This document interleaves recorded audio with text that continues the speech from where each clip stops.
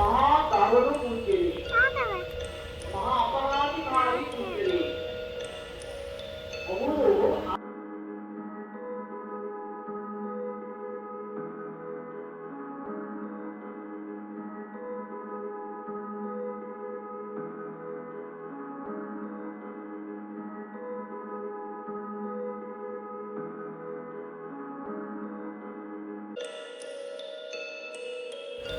සුබ සන්ධ්‍යාවක් වේවා ඔයාලා සියලුම දෙනාට. ඉතින් කොහොමද ඔයාලට සියලුම දෙනා හොඳින් ඉන්නවයි කියලා මම හිතනවා. අද මම ඔයාලා පන්සල් එක්කගෙන යන්න තමයි මේ ලෑස්ති වෙන්නේ. එහෙනම් අපිත් එක්ක එන්න. අපේ බුදුරජාණන් වහන්සේ මේ ලෝකේ පස්මරුන් පරදා දසවිම්බරක් සේනාව පරාජයටපත් කර ලෞතර සම්මා සම්බුද්ධත්වයටපත් වෙලා බරණසි ඉසිපතනයේදී ඒ අමා බෙරය වයලා ධම්මචක්‍ර දේශනා කරලා ඉස්සරලාම මාස 3ක් එකතැන වැඩ සිටියා. ඉස්සරලාම මාස 3ක් එකතැනක වැඩ සිටි කුටිය නිසා ඒ කුටියට කියනවා මූල ගන්ධ කුටිය කියලා. බාරණසියේ ඉසිපතනේ තමයි තියෙන්නේ. ඒ වස් කාලේ කියන්නේ වැස්ස තියෙන කාලය. ඒ වස් කාලයේ වැඩ ඉඳලා අපේ ලෝතර බුදුරජාණන් වහන්සේ 69 ලක්ෂයක් භික්ෂුන් වහන්සේලාට ධර්ම ප්‍රචාරය යෙදුවා. කටිනේ ගැන අපි හැමෝම දන්න දෙයක් නේ. මේ සැරේ කටිනේ කරන්නේ මේ අවුරුද්දේ අපි. ඉතින් අපි අද පන්සලට ආවේ හාමුදුරුවන්ට කටිනේ සඳහා වස්වසන්න කියලා ආරාධනා කරන්න තමයි අපි අද ගියේ. ඉතින් අද වුණ දේවල් තමයි ඔයාලට මේ විදියට අපි පෙන්වන්න හිතුවේ. මේක දැකලා ඔයාලා අනේ සාදු හරි හොඳයි කියලා ඔයාලගේ හිතේ පිං සිත පහළ වුණාම ඔයාලටත් ඒ පින් අනුමෝදන් වෙනවා. ඒකයි මම අද ඔයාලත් මේකට එක්කන් එන්න හිතුනේ. දැන් හිතියක් මම දවස් මෙතන සැරසැරේ ඇවිල්ලා මෙහෙම.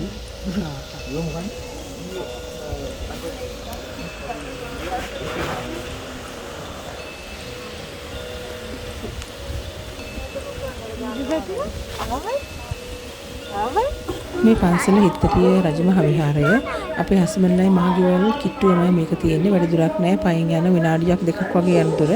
ඉතින් හස්බන්ඩ්ගේ මගේ ඒ අද ස්වාමීන් වහන්සේලාට පූජා කරනවා මේවා ලස්සනට බේසන් වල දාලා හරි ගස්සගෙන අවිල්ල තිබුණා. ඉතින් අපි තව පොඩ්ඩ වෙලාවකින් ස්වාමීන් වහන්සේලා වැඩම කරලා පස්සේ ඔක්කොම පූජා කරලා ආරාධනා කරන්න තමයි ලැස්ති වෙන්නේ.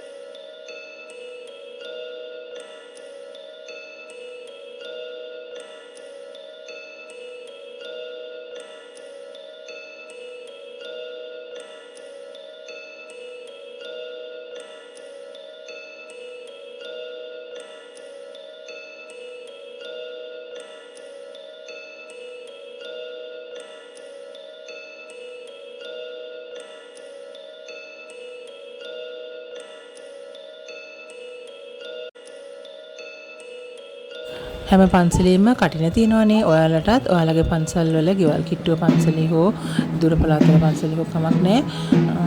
මේ කාලේ මේ වස් කාලේ තුල ඔයාලා පූජා කරන මොන දේ වුණත් අයිති වෙන්නේ කටින පින්කමටයි. ඒක නිසා හැමෝම මේ මාස තුනේ අනිත් දවස් වලටත් කොහොමත් ඔයාලා පූජා කරනවනේ හැමදේම. ඉතින් මේ මාස තුන ඇතුළත මොන මොනවා හරි දෙයක් පුළුවන් මොනවා හරි දෙයක් පන්සලට පූජා කරන්න අමතක කරන්න එපා. මොකද මේ වස් කාලයේ පූජා කරන සියලුම දේ අයිති වෙන්නේ කටින පින්කමටයි. ඉතින් මේ කාලේ පුළුවන් අය හැමෝම කටින බාර අරන් කරනවා. කටිනක් එහෙම තනියම බාර අරගෙන කරගන්න බැරි අය ඉන්නවනේ. එයාලා දුක් වෙන්න ඕනේ නැහැ. අනිත් අය කටින වල සහභාගී වෙන්න පුළුවන්. ඔයාලට පුළුවන් විදියට රුපියල් 10ක් හෝ කොස්සක් ඉදලා එහෙමත් බැරිනම් මොනවා හරි දෙයක් පහන් තීරණකට එකක් පෙරහන් කඩක් ඒ වගේ දෙයක් පූජා කරන්න පුළුවන්. ඕනේ දෙයක් පූජා කරන්න පුළුවන්. හිතේ ශ්‍රද්ධාවයි තියෙන්න ඕනේ. ඔයාලා පූජා කරන සියලුම දේ ශ්‍රද්ධාවෙන් යුතුව පූජා කරන්න. මෙසේ ශ්‍රද්ධාවෙන් පූජා කරන දේ අපි කුසලයක් බවට පත් කරගෙන ඒ සියලුම කුසල් දෙවියන්ට, බුතේන්ට, සත්වයින්ට, සියලුම මළගිය ඥාතීන්ට අනුමෝදන් කරන්න.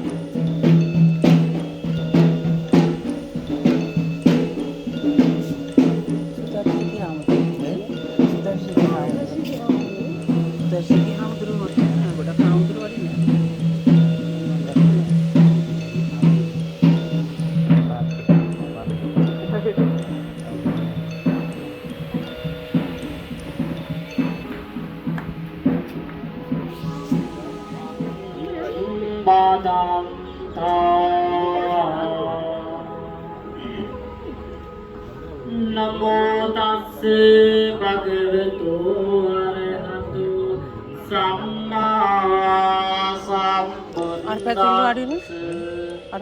නමෝ තස්ස භගවතු අරහතු සම්මා සම්බුද්දස්ස නමෝ තස්ස භගවතු අරහතු සම්මා සම්බුද්දස්ස ඒ භාග්‍යවන්තු අරහතු සම්මා සම්බුදුරජාණන් වහන්සේ නමුත් මේ වෙලාවේදී ශාන්ති නෝන තමයි අද මේ ධර්ම දේශනා පින්කමේ දායකත්ව දරන්නේ. මෙලෙස ධර්ම දේශනා පින්කම සිදු කරගන්න ඕන කියලා ධර්ම දේශනා පින්කම සිදු කරන්න බලාපොරොත්තු වෙනවා. ඉතින් මට මතකයි විතර කලින් ওই දවසේ ධර්ම දේශනාවක් සිදු කරා. මොකද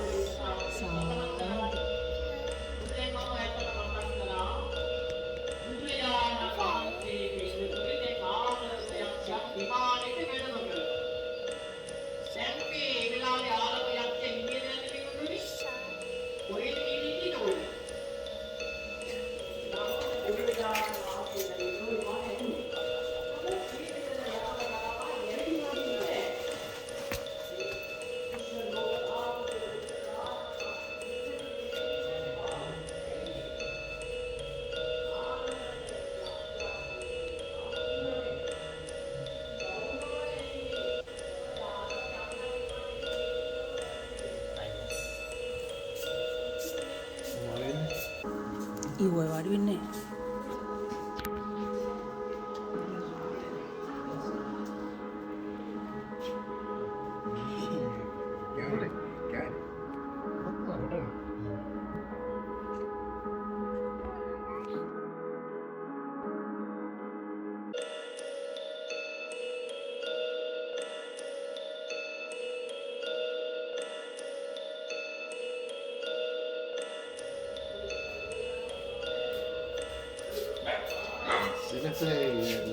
එහෙම තමයි ඉස්සරහට. මේ ඉතින් අපේ ලොක්කා ඉස්සර ඉඳලම චූටි කාලේ ඉඳලම කොහේ හරි ගියාම මල් දැක්කම මට මලක් කඩලා ගෙනත් දෙනවාමයි. ඉතින් අදත් ඉතින් ඔන්න ඒක කරා. දෙපැත්තට පැද්දි කෝලම් ගමනෙන් එහෙම තමයි. එහෙම තමයි ඒ වෙලාවට මල දෙන්නේ ඉන්නේ. මම කලින් වීඩියෝ වලත් මේකම දාලා ඇති කලින් කරපු වෙලාවල්. මට ඉතින් චූටිපත් එක්ක පැක් කරන වැඩ ටික කරගන්න ඉතින් වෙලාව මදි. ඉතින් නංගි තමයි ඔක්කොම ලස්සනට පැක් කරලා තිබුණේ. ස්වාමීන් වහන්සේලාට දෙන පිළිකර ඔක්කොම. ඉතින් අපි මේ විදියට වාහනේ තියෙන ටික පන්සල ඇතුළට අරන් ගියා.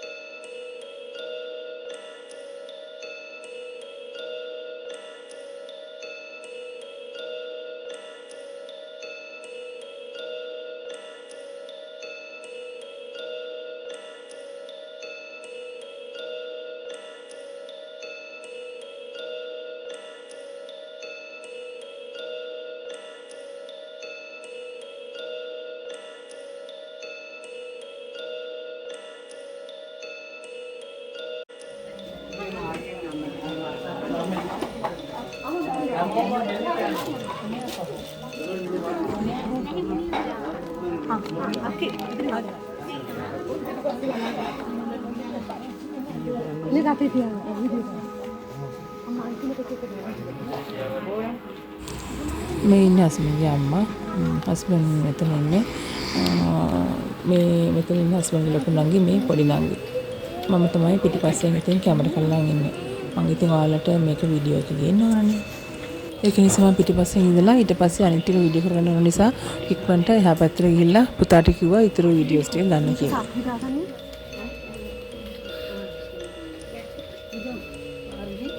නැගිටලා වීඩියෝ කරාට කමක් පුතේ එනම් මේක මල්ලන්නේ. පුතේ අර සයිඩ් එකට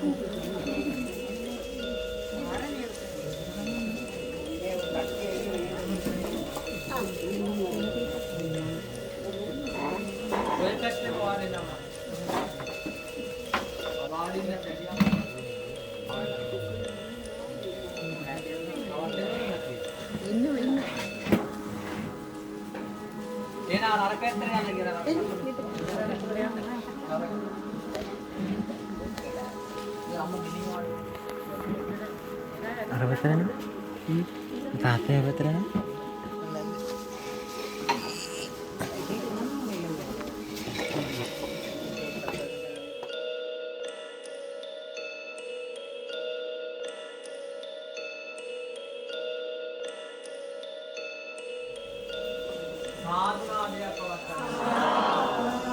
නමස්කාරය කියන්නේ පන්සිල් සමාදන්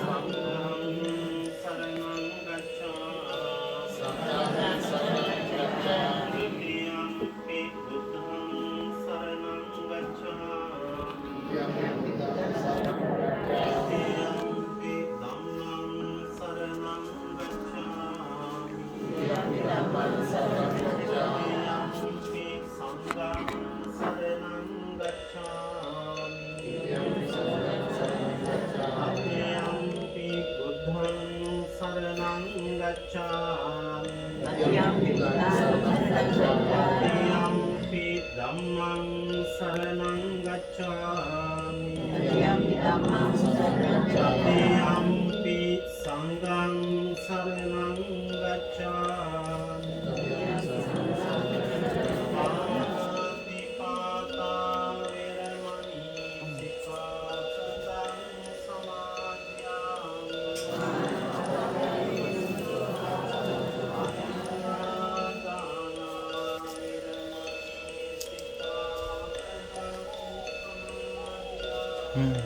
Nice.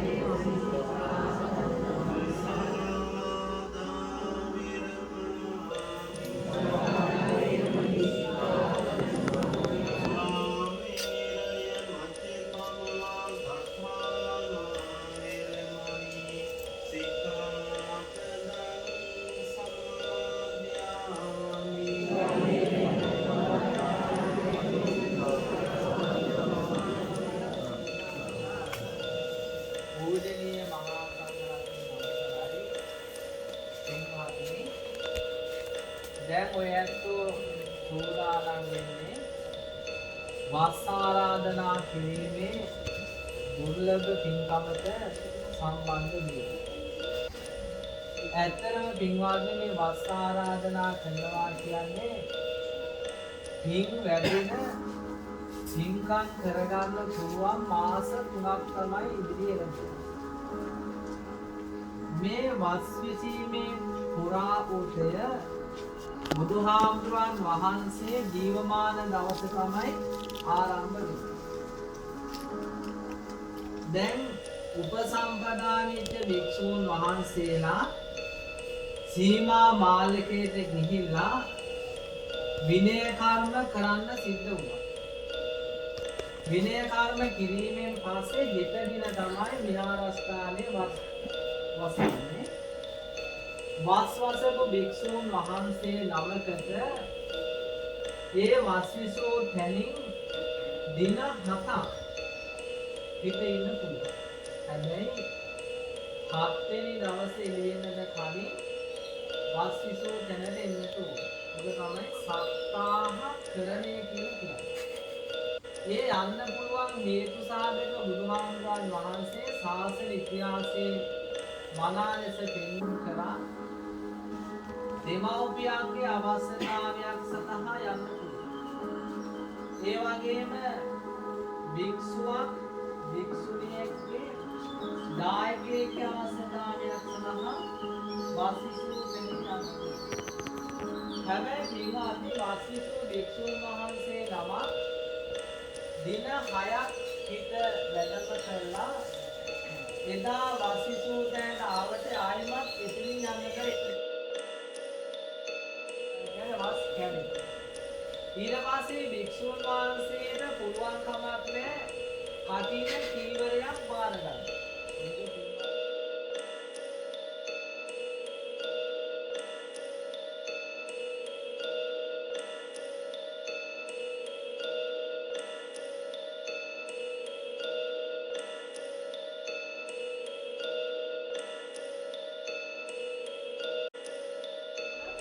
ආරක්ෂා කරගන්න.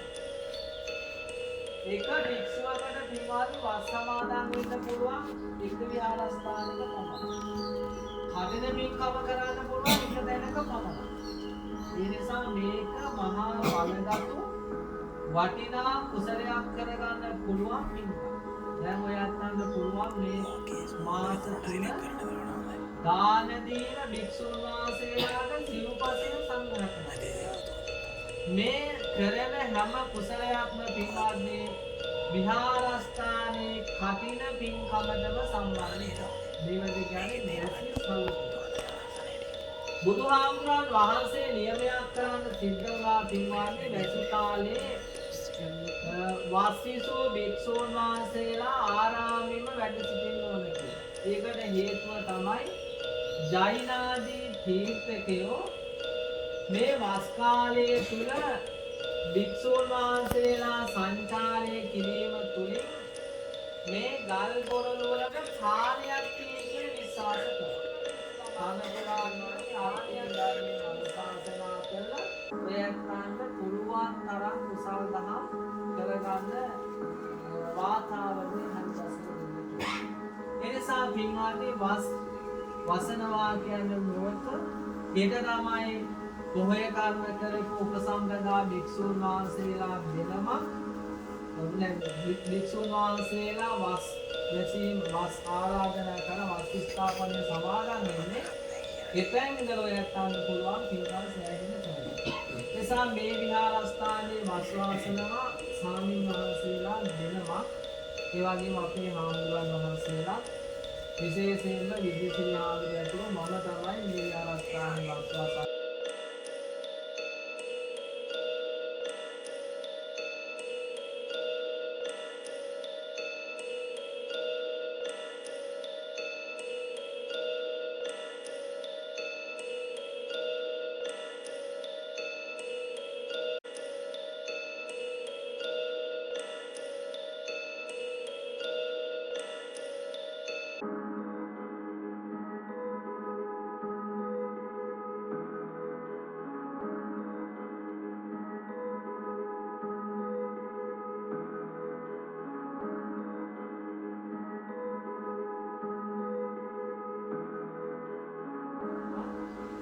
විහාරස්ථානයේ පැවැත්වෙන කටින පින්කමටම සම්බන්ධයි.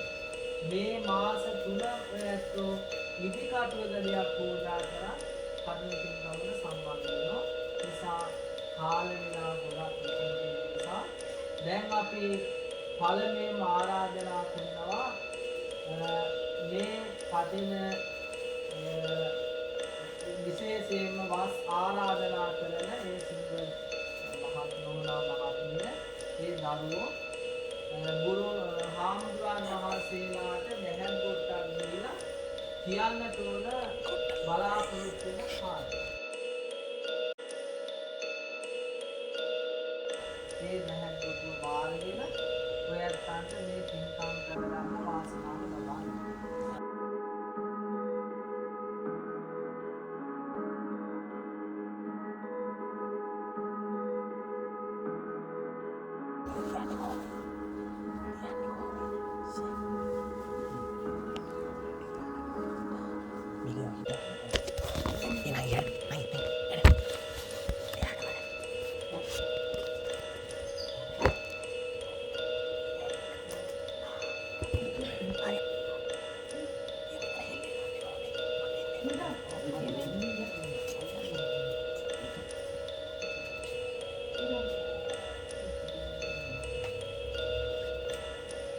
දැන් කියන්න බලාපොරොත්තු වෙන අරමුණක් තමයි.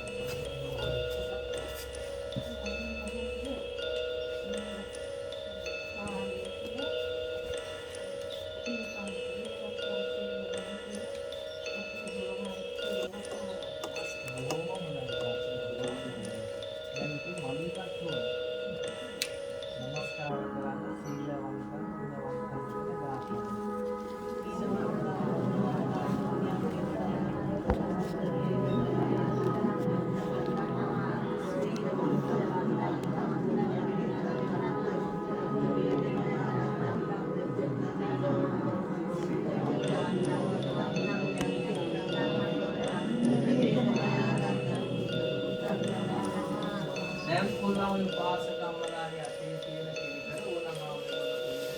Iya, harinya gini lah.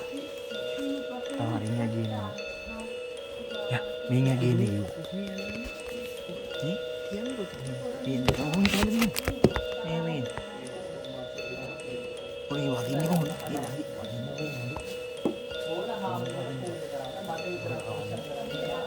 Ah.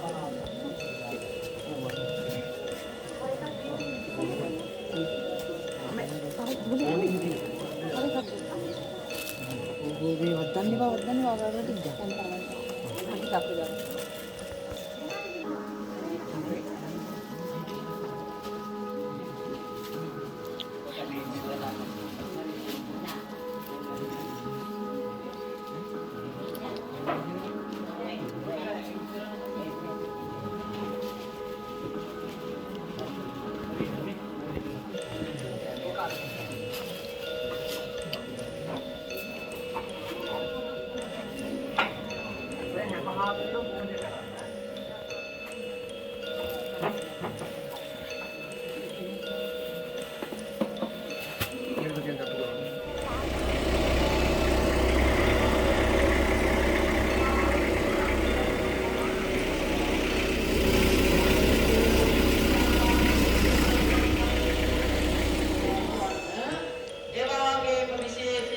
ධර්ම දේශනා පින්කමේ දායකව දරන ශාන්ති හරි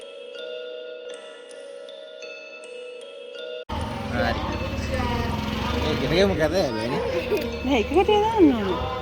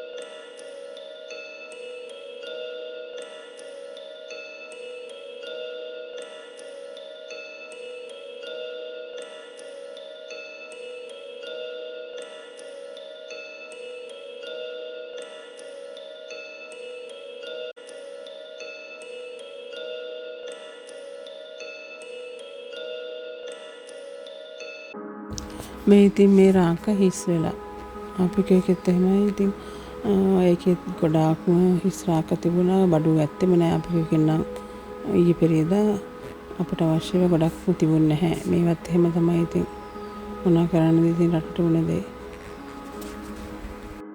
ගන්න හිතාගෙන ගිය බඩු ගොඩක් නැහැ ඉතින් ඒ තියෙන ටික තමයි ගත්තේ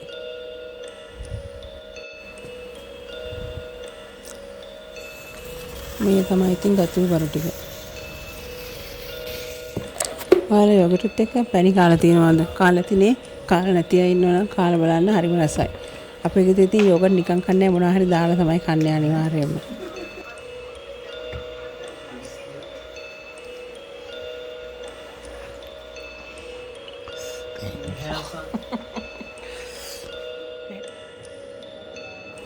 ඉතින් ඔන්න රැත් වුණා. තේ හදන වෙලාව තමයි ඉතින් දැන් ආවේ. ලොක්කා ෆලූඩා වලට හරිම ආසයි. අද යා අරගෙන ආවිල්ලා තියෙනවා මැංගෝ එක. දන්නේ නැහැ මම මේ ඉතින් කීල්ස් එකට ගියාම එයා ආසෙව ඉතින් මොනවා හරි දා ගන්නවා. ගෙදරට පස්සේ ඉතින් කියනවා මේක හදලා දෙන්නම් මේ ඉතින් ගොඩක් දවස් ගියා හැබැයි මේක කියලා නම් මට හදන්න බැරි වුණා. අද ඒකත් හදලා දෙන්න ඕන. මම කලිනුත් සාරට කියලා ඇති මේ හැම එකම එක්ස්පයර් වෙන ඩේට් එක බලලා ගන්න කියලා. මේකෙත් ඉතින් මෙයා අරන් තියෙන 2023 එක්ස්පයර් වෙන එක. සමහර ලාට ඉතින් ඩේට් බලපු ඒවා තියෙනවා. අනිත් ඒක මෙතන. මගේ දැක්කම අම්මගේ මේ අතම ඔව් කේන්දර බලනවා මම ඉම්බා ඒ කේන්දර බලන එකට කියලා කේන්දර බලනවා නෑ ගියාම යනවා. අපේ අතම. අයියෝ. ඔව් ඒකද. දැන් ඉන්නේ කෙනෙක් නැහැ. දැන් ඉන්නේ කෙනෙක් නැහැ. ඒ ගෝපේ. ඒක නෙවෙයි අනේ ඔව්. මම බලන මේ මොකද මේ කරන්නේ. අපේ අම්මා මග්ගක ගෙනියලා වතුර බොන්නා. ඉතින් මට ඒක හොයාගන්න බැරිුණා. මං අපේ අම්මගේ අනිත් මග්ගකට තමයි තේ දුන්නේ. අම්මා බලනවා මේ මොකද්ද කරන්න කියලා.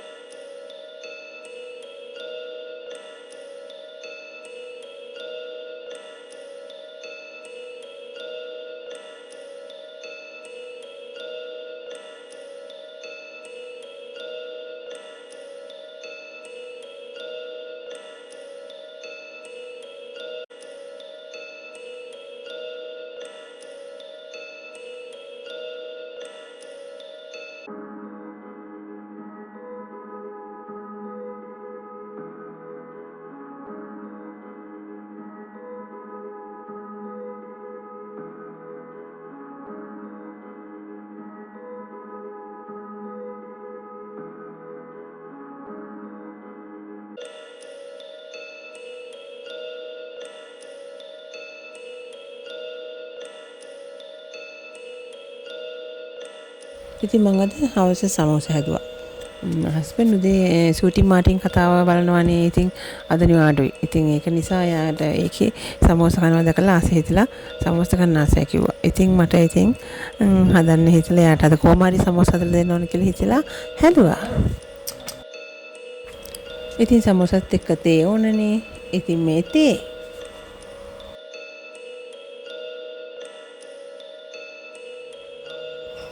ඔන්න ඉතින් ලොක්කගේ ෆලු දෙක කොහොම හරි ඉතින් රෑ වෙලා හරි හදාගත්ත එක. මේ ජෙලි එක අනිත් එක ෆලු දෙක. ජෙලි එකට ඒක සෙට් වෙන්න ටිකක් වෙලා මදි වුණා මෙයාට ඉක්මනට ඕන කියලා. ඉතින් එළියට ගත්තා. සෙට් වෙන පොඩ්ඩක් මදි. ඉතින් ඉස්සෙල්ලා මගේ තාත්තට දුන්නා. හස්බන්ඩ් රසයි කිව්වා. රස දැහුවම මේ එච්චර රසක් තිබුණේ නෑ යා. හොඳටම ගොඩාක්ම රසයි කියලා කිව්වා. සීනි මදි හැබැයි පොඩ්ඩක්. මම වැඩි සීනි දාන්නේ නැහැ කොහොමද.